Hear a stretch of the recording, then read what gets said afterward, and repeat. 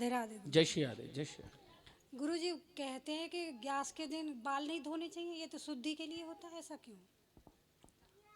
कुछ चीजें तो बुढ़िया पुराण की होती हैं, कुछ चीजें शास्त्रोक्त होती हैं। अच्छा, बुढ़िया पुराण में क्या है कि बहुत लोग ऐसा भी मान लेते हैं कि व्रत वाले दिन नहीं धोते, वो एक दिन पहले धो लेते हैं। लेकिन शुद्धिकरण तो शुद्धिकरण है। अब अध्यात्म दृष्टि से देखोगे तो धोने में कोई बिगाड़ ही नहीं है। लौकिक दृष्टि में सबकी अपनी अपनी रीति रिवाज अलग अलग होते हैं। माँ कहीं कैसी रीति रिवाज है, कहीं कैसी रीति रिवाज है, लेकिन सही मायने में शुद्धिकरण करने के बाद ही व्रत करना चाहिए। अब चाहे उस दिन धो या एक दिन पहले धो। कुछ बार कुबारों का भी आप लोगों के अंदर ऐसा मत होता है, उस बार को नहीं धोना, उस बार को धोना है। अब देखिए, बाल तो भैया बाल होते हैं, अब चाहे स्त्री के हो, राधे राधे अब हमारे भी सर पे बाल हैं। अब हम कहें नहीं नहीं हमको तो अमुक अमुक बार को धोना, हम तो रोजाना धोते हैं महाराज। अब माता लोगों के थोड़े लंबे केस होते हैं, हो सकता है ऐसी कोई रही हो भाई रोजाना सुखाना करना इनमें बड़ा समय लगेगा, इसलिए उनको कम धोना होता है। तो शुद्धिकरण के बाद ही व्रत उपवास करना चाहिए।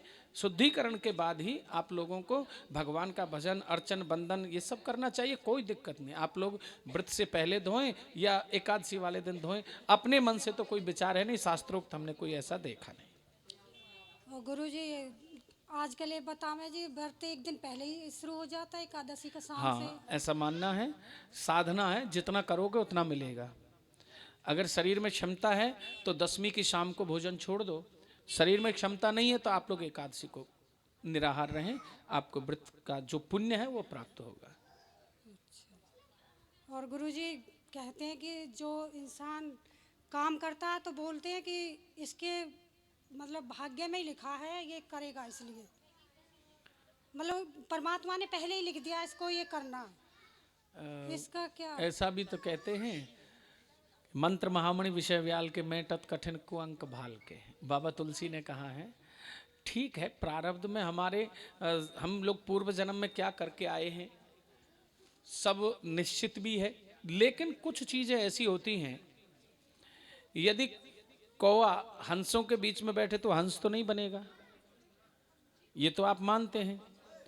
प्रारब्ध जो है उसे तो कोई बदल नहीं सकता, लेकिन मान लीजिए आपको तीन स्थितियां बताई थी, एक क्रियमान, एक संचित, एक प्रारब्ध। प्रारब्ध जो है वो तो भोगना ही पड़ेगा, लेकिन संचित जो है उसमें परिवर्तन हो जाता है। अगर संचित में पाप है और आपने यहां आकर के पुण्य किया तो पाप कट जाएगा। क्रियमान में आपने पाप किया है और आप पुण्य करेंगे तो वो भी बदल जाएगा, लेकिन प्रारब्ध कभी नहीं बदलेगा। प्रारब्ध में यदि पुण्य है तो आप रात दिन पाप करें, वो पुण्य का फल आपको भोगना ही पड़ेगा और नष्ट नहीं होगा।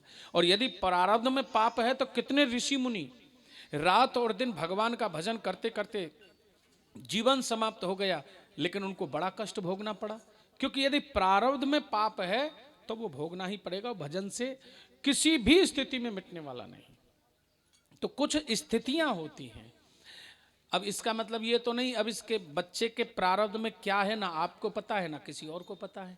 तो हर माँ बाप ये चाहता है मेरा बच्चा वकील बने, जज बने, बैरिस्टर बने, मेरा बच्चा आईएएस आईपीएस अच्छा बने, मेरा नाम रोशन करे। लेकिन बच्चे का प्रारब्ध यदि खराब है तो उसे वहीं खींच करके ले जाएगा जहां उसे जाना है। इसलिए आपका काम है कोशिश करना।